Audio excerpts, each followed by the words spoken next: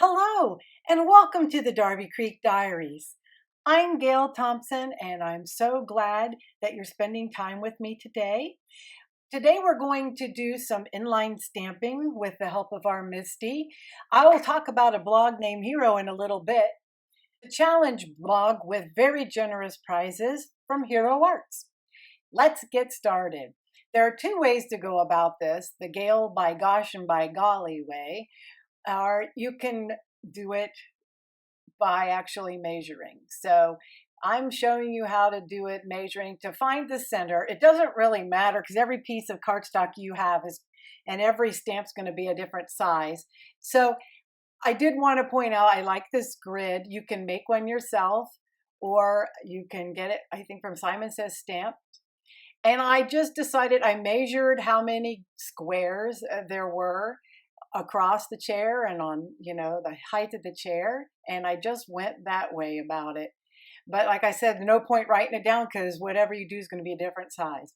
But then I found my center and I'm double stamping my first Adirondack chair.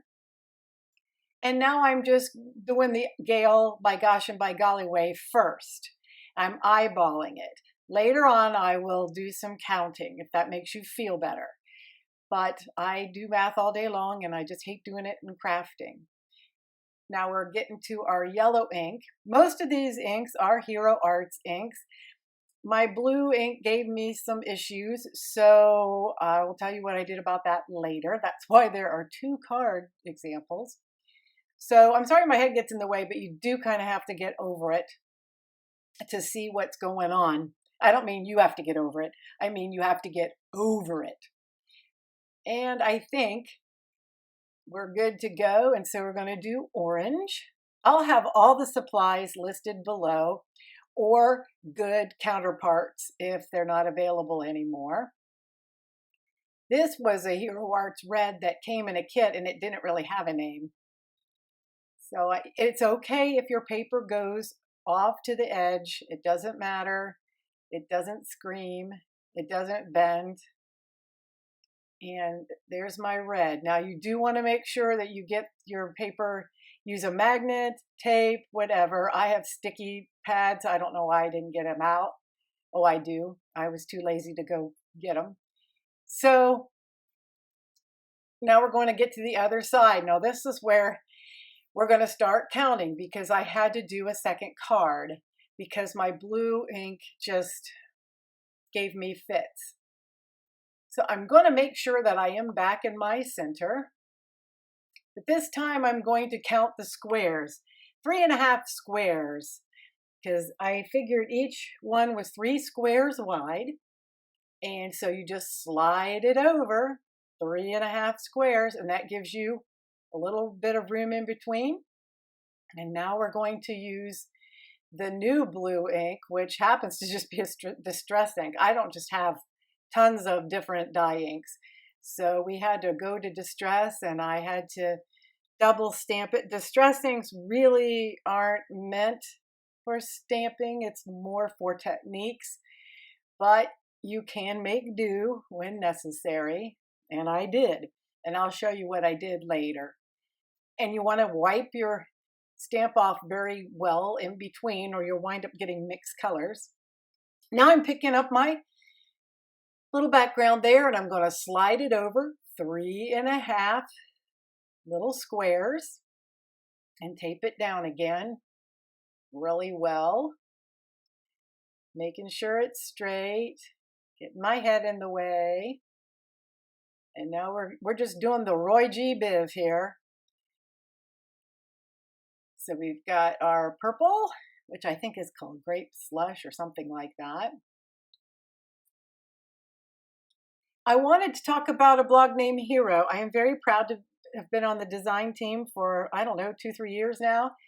And we put out monthly challenges, and they're fun challenges. And you just go over to a blog named Hero and hook on your project. And at the end of the month, we have a drawing. The first prize is a $50 gift card to Hero Arts. And the second one is $25. So you have 2 chances to win something, and it's a drawing. You're not being judged. And it's a lot of fun. And I hope that you'll go to a blog named Hero and give it a try. Now we're getting our last red chair in. I wanted to put this on a black background. It's kind of like, I forget what the designer, who it was. It was on Trading Spaces. Anyhow, he said every room needs a little black. Well, I think every card needs a little bit of black just to ground it. So rather than wasting that whole big thing of black paper, which is Hero Art's pitch black cardstock, I just cut the center out of it.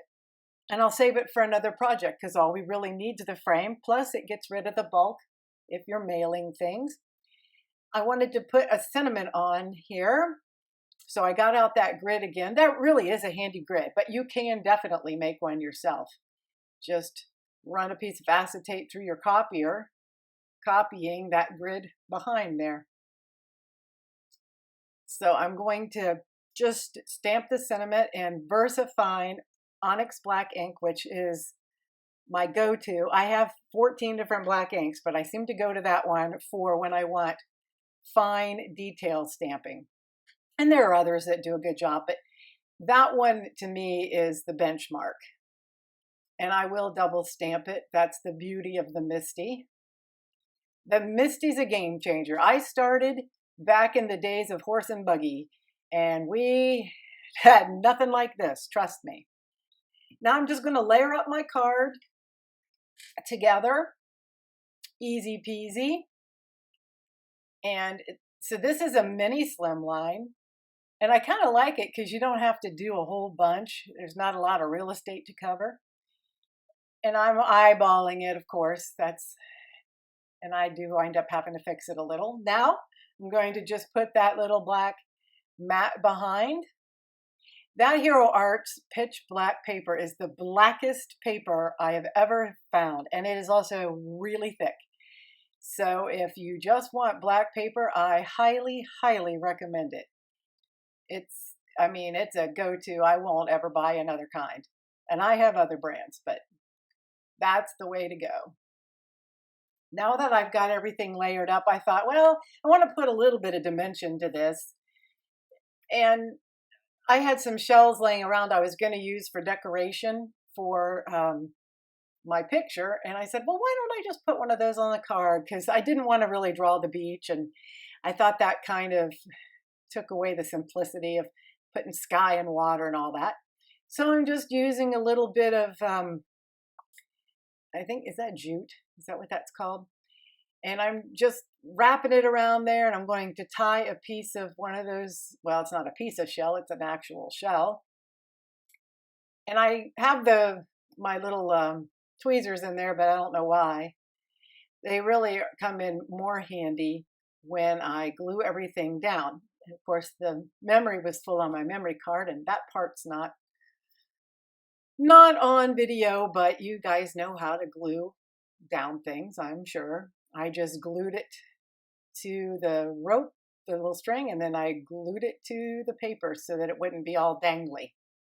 And I'm going to tie a little bow and trim off the ends and call it a day. I hope everything's going well for you this summer. It rains here every day. I'm in Ohio in the United States. And we joke about Ohio. If you don't like the weather, just come back in a couple hours and it'll change.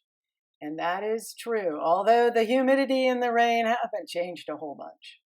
Now I'm going to layer this up on a mini Slimline background. Mini Slimline, this particular one is 3 inches tall by 5.5 inches, or maybe it's 6 inches.